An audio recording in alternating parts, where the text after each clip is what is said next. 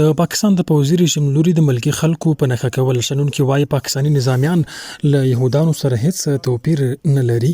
د پاکستان د پوځي رژیم له لوري د افغانستان په یو شمېر ولایتونو کې د ملکي سیمو هدف ګرځول چې پکې ماشومان او ښځې په نښه شول په پراخه کچه په پاکستان کې دننه له غبرګونونو سره مخ شوي.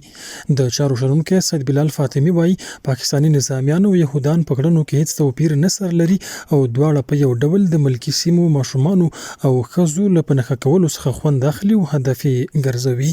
یعنی زه پر رب العزت قسم خورم چې د یهود او د پاکستان په پوځ کې د تار ویختو قدر ته فرق نشته دی.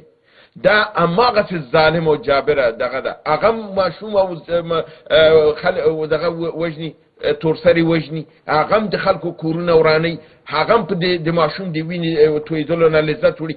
د خبيثان هم د انسان او د بشر دی ویني تویدلو نه دغه وړي. حضرت اسمه په ورته مهال په پاکستان کې دننه هم هغه بریدونه چې پکې په افغانستان کې ملکي سیمې او کورونه په نښه شول د خپلو خلکو له انتقاد سره مخ شوي. د پاکستان تحریک انصاف ګوند غړی او رسنیز فعال الادین په خپل ایکس پاڼه لیکلي دي چې د پوځي رژیم جګې شوې الوتکې به بیا په افغانستان کې ملکي خلک ماشومان او ښځې په نښه کړي. هغه زیاته کړي افغان ډرونونو په پاکستان کې ملکي وګړو ته زیان نه دی اړولی او دقیقي پوځي مرکزونه په نښه کړي. د یادونې ده چې 2 ورځې وړاندې د پاکستان پوځي رژیم د کابل پلچرخي سیمه کې د ملکي خلکو په کورونو بریدونو کې په خوب ویده د ښځو او ماشومانو په ګډون 3 تنه شهیدان او 15 نور ټپیان کړل.